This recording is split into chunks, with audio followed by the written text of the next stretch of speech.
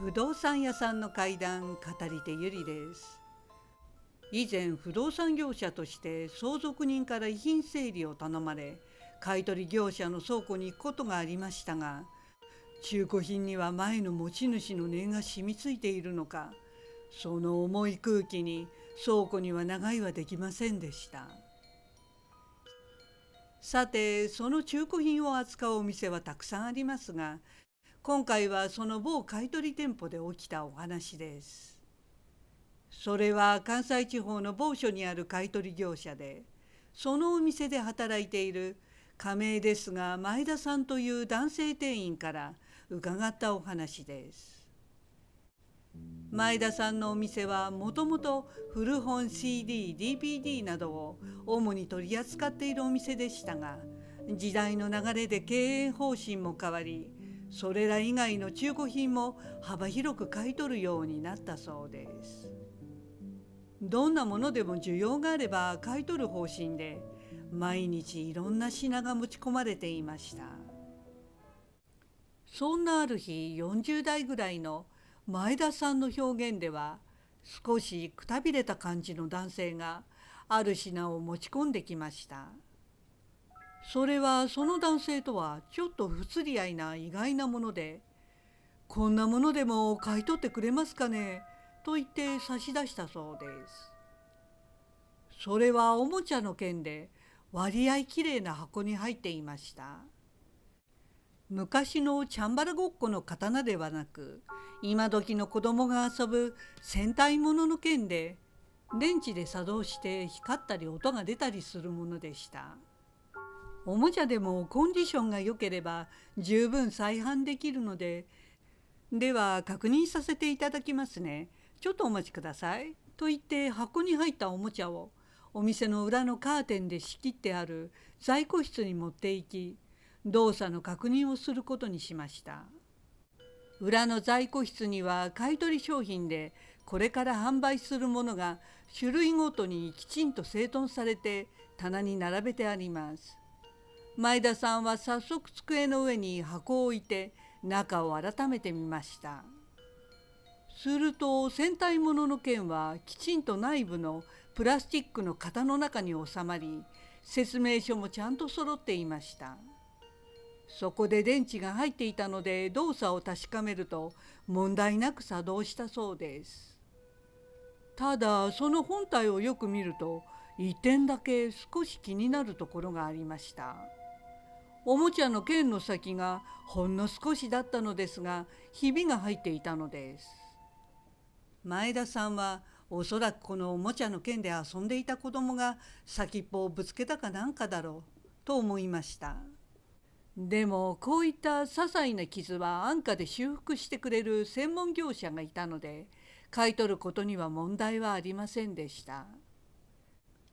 そこでまた店頭に戻り、おもちゃを持ち込んだ男性に傷の修復費を差し引いて価格を想定し、500円で買い取ることを説明しました。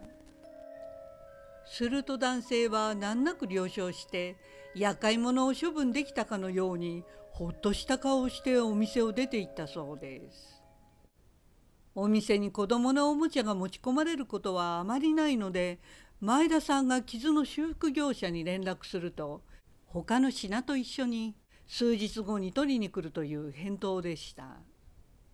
そこでそれまでの間しばらくおもちゃの件は裏の在庫室で保管することになりました。さてその日の夜でした。お店は夜10時まで営業しているので、前田さんはその夜はレジ番をしていたそうです。そして店内の隅にあるカウンターでちょっとした作業をしていると、突然ギュインギュインギュインというけたたましい音が鳴り響きました。びっくりした前田さんは、警報器が作動したのかと慌てたそうです。そこですぐ広いお店のフロアを確認しに行くと、店内は全く静かなものでした。前田さんは、あれ、音が聞こえなくなったなと妙でした。お店には10人ぐらいのお客さんがいたのですが、どの人も何事もなかった感じで立ち読みをしたり商品を見ていました。他の従業員も平然と作業をしていたそうです。前田さんは店頭では音が全く聞こえなかったので、あちこち調べてみましたが、どこも静かなものでした。おかしいなぁと、あれだけの大きな音でしたから空耳ということもなく、前田さんは一体どこから鳴り響いていたのだろうと不可解でした。それでもレジに戻って再び作業を続けていると、またいきなりギュインギュインギュインとあの奇妙な音が聞こえてきました。ああ、まただと思った前田さんは、さっき探しに行かなかったのは裏の在庫室だけだなと気がつき、すぐに裏の仕切りのカーテンを開けたそうです。するとそこには見たことのない幼い幼稚園児ぐらいの男の子がいました。その男の子は手に今日持ち込まれたばかりのあのおもちゃの剣を持っていたそうです。そのおもちゃがキラキラと光りながらギュインギュインとあの音を鳴らしていたのです。前田さんはそうだったそうだった、おもちゃの音だったなとほっとしました。男の子はきょとんと無邪気な顔をして前田さんを見ていました。前田さんはおやおやと苦笑いをし、特に驚きはしなかったそうです。というのも、その裏の在庫室にはお店のお客様用のトイレに向かう廊下からも入ってこれるのです。大人ならすぐ従業員しか入ってはいけないのがわかりますが、子供だから間違えて入ってきちゃったんだ。それで棚にあったおもちゃの剣を見つけて勝手に遊んでいたんだなと前田さんは考えました。ただほんの一瞬、おもちゃは修理に出す予定で特別な棚に置いてあったので、よく見つけて取り出せたなとは思いました。でも親御さんはまだこの子がいないことに気がついていないようだから、すぐお店の方に連れて行かなくてはと思ったそうです。そこでちょっとかわいそうでしたが、前田さんは男の子に「ごめんね、僕ここは入ってきちゃダメなんだよ」と優しく言いました。そしておもちゃの剣を返してもらおうと近づいた時です。突然前田さんの目の前で、その男の子はホログラムのようにスーッと薄く透けていき消えてしまいました。前田さんは声も出ないくらい驚愕したそうです。あまりのショックにその場に立ちすくんでしまいました。そして前田さんは「嘘だろう、きっと疲れてるから幻覚を見たんだ」と自分に言い聞かせました。でもそれは夢でも幻覚でもなかったとすぐ分かったそうです。前田さんの足元でカランという音がして、たった今男の子が持っていた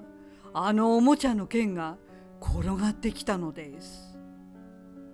それはこの在庫室の棚に前田さんがわざわざきちんと箱の中のプラスチックの型に入れて保管しておいたもので、誰かが故意に箱を開けて取り出さない限り